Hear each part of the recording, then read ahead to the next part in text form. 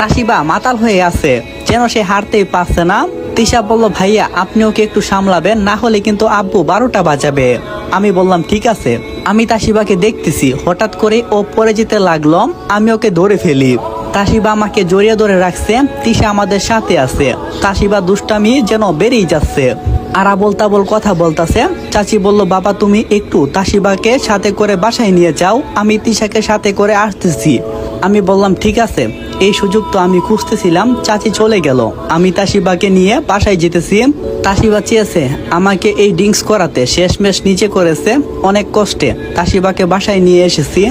যখনই ভিতরে ঢুকতে যাব তখনই তাসিবা পড়ে যেতে লাগলো। আমি ধরে রাখছি তাসিবার হাতটা, কিন্তু না, সামলাতে পারছি না, তাই ওর পেটে আমার হাত লাগলো, আর সাথে সাথে একটা থাপ্পড় দিয়েছে। মনে হয় কিছুটা নেশা কেটেছে। তাসিবা তখনই হঠাৎ করে অজ্ঞান হয়ে যায়। তাসিবাকে কুলে নিয়ে বাসায় এসেছি।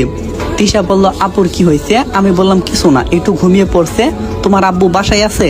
তখন চাচি বলে, না আজকে বাসায় আসবে না, একটু পরে আসবে, তুমি তাসিবাকে তার রুমে নিয়ে যাও। আমি বললাম ঠিক আছে। তাসিবাকে কুলে করে ওর রুমে এসে ওকে শুয়ে দিতে লাগলাম। তখনই তাসিবা আমার হাত ধরে রাখছে আর বলতাছে, আমাকে রেখে কোথায় যাচ্ছ? আমার পাশে শুয়ে থাকো বলে আমাকে একটা হেসকা টান দিল, আর আমার একটা হাত ওর পেটে ধরে রাখছে, এমন ভাবে ধরে রাখছে চালাতেই পারছি না। আমার অনেকটাই ভয় করতেছে, আল্লাহ জানে কি হবে, আর কখন যে আমি তাসিবার পাশে শুয়ে পড়ছি নিজেও জানি না।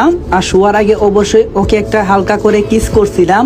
সকালে ঘুম থেকে উঠে দেখি তাসিবা আমাকে জড়িয়ে ধরে ঘুমিয়ে আছে। তাসিবার কপালে আলতো করে একটা চুমু খেলাম। বয়ে বয়ে তাসিবার দিকে তাকালাম, দেখি তাসিবা একটু সরে আমাকে ছেড়ে অন্যদিকে গেছে। তখনই আমি শোয়া থেকে উঠে গেছি, তবে আমার হাতটা এখনো তাসিবার পেটে শক্ত করে ধরে আছে। এখন কি করি? তাসিবার পেট থেকে আমার হাতটা সরাবো কি করে? মনে মনে একটা প্ল্যান করতে লাগলাম। হঠাৎ মাথায় একটা বুদ্ধি উদয় হলো, হ্যাঁ এটাই করতে হবে। আমি তাসিবাকে ছোট করে ডাক দিতেছি, তাসিবা ম্যাম উঠেন, আন্টি আপনাকে ডাকতেছে। তাসিবা ঘুমের মাঝে বলতে লাগলো, আর একটু ঘুমাতে দাও, আমি পরে উঠবো। তখনই হঠাৎ করে চোখ মেলে বলে, এই তুই এখানে কি করছস? আমি বললাম, আরে আর কিছু বলতে চাবো। তাসিবা বলতে লাগলো, তুই আমার পেটে হাত দিয়ে রাখছস কেন, ছোট লোকের বাচ্চা? আমি বললাম, আপনার পেটে একটা মশা বসেছিল, তাই তাকে মারতে গিয়েছিলাম, কিন্তু আপনি আমার হাত ধরে রাখছেন। তাসিবা বলল, আমাকে বোকা পাইছো তাই না? আমার রুমে কোনো মশা নেই, সত্যি করে বল তুই এখানে কি করছিস? আমি বললাম, আন্টি বলেছে আপনাকে নিচে নিয়ে যেতে, ফ্রেশ হয়ে আপনাকে ডেকে দিতে, তাই আমি আপনাকে ডাকছি। তাসিবা বলল, আম্মু তোকে পাঠিয়েছে আমাকে ডাকতে? আমি বললাম, বিশ্বাস করেন আমাকে আপনি, দাঁড়া আমি আম্মুকে ডাকছি। আমি বললাম, আপনাকে কষ্ট করে ডাকতে হবে না, আমি নিজেই ওনাকে ডাকছি। আচ্ছা আমি যাই কেমন, আমার কলেজে যেতে হবে। তাসিবা বলল, এই শুনো। আমি বললাম, এত মধুর কণ্ঠে ডাকছেন কেন ম্যাম? তাসিবা বলল, মাই ফুড। এখন বল, যদি তোকে আমার আম্মু ডাক দিতে বলে তাহলে রুমের দরজা লক ছিল কেন, আর তুই ভিতরে কি করে? আমি মনে মনে ভাবলাম, কি রে ভাই, একবার তুমি একবার আপনি, আরেকবার তুই। উনি মনে হয় পাগল হয়ে গেছে। আমি বললাম, দরজা খোলা ছিল, যখন আমি ভিতরে আসি সত্যি খোলা ছিল। তাসিবা বলল, তাহলে আবার লক করা কেন? আমাকে বোকা বানাইতে চাইছস? আমি বললাম, কারণ আপনার আব্বু যদি দেখে ফেলে, তাই আমি লক করে রাখছি। আপনার ঘুমের যা অবস্থা সবকিছু তো এলোমেলো থাকে। তাসিবা বলল, একদম ভালো হবে না, কিন্তু কোনো উল্টা পাল্টা বললে।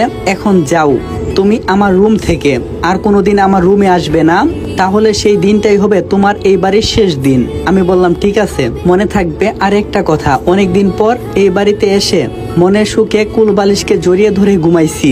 তাসিবা বলল, তোমার লজ্জা শরম বলতে কিছু নেই?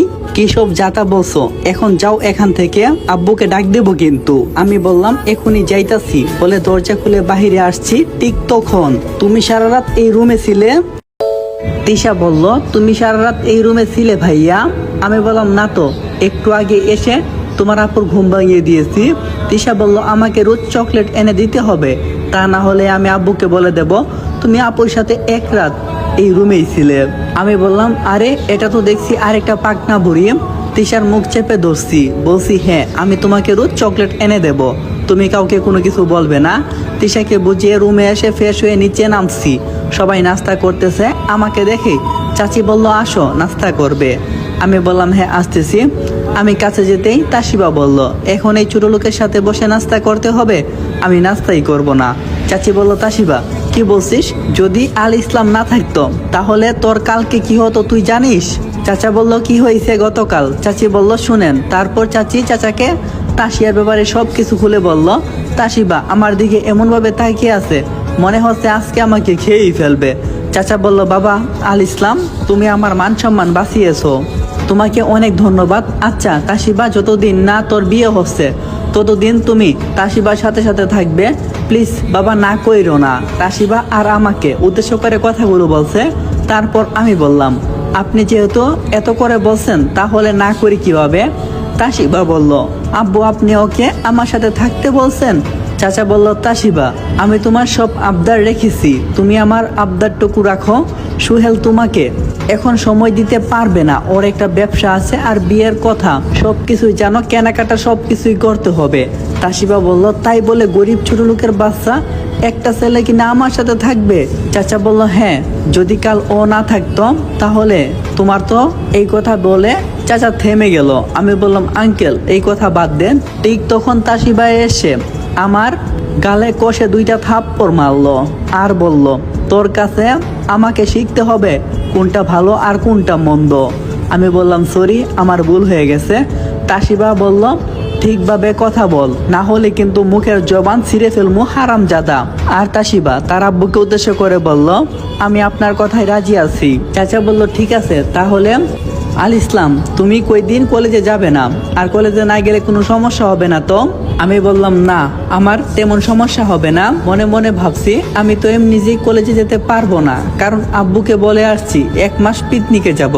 আচ্ছা তাহলে আমি একটু রুমে যাই। রুমে চলে এসেছি আর নিজের রাগ কন্ট্রোল করতে পারছি না। তাসিবাকে এখন কিছু বলবো না, একটু সময় ধৈর্য ধরতে হবে, বিয়েটা ভেঙে নেই, তারপর ওকে বুঝাবো এই থাপ্পড় দেওয়ার পরিণাম কতটা ভয়ঙ্কর আর কত প্রকার ও কি। রুমে বসে বসে প্ল্যান করতেছি, ঠিক তখনই তাসিবা বলল, এই চলো, আমি বান্ধবীর সাথে দেখা করতে যাব, তুমি আমার সাথে যাবে? আমি বললাম, ঠিক আছে চলেন। তাসিবার সাথে ওর বান্ধবীর কাছে এসেছি। রাস্তায় কোনো খারাপ ব্যবহার করিনি, তবে বান্ধবীদের সামনে শুরু করেছে। তাসিবা বলল, এইখানে দাঁড়িয়ে থাকো, আমি ওদের সাথে আড্ডা মেরে আসছি। আমি বললাম, ঠিক আছে।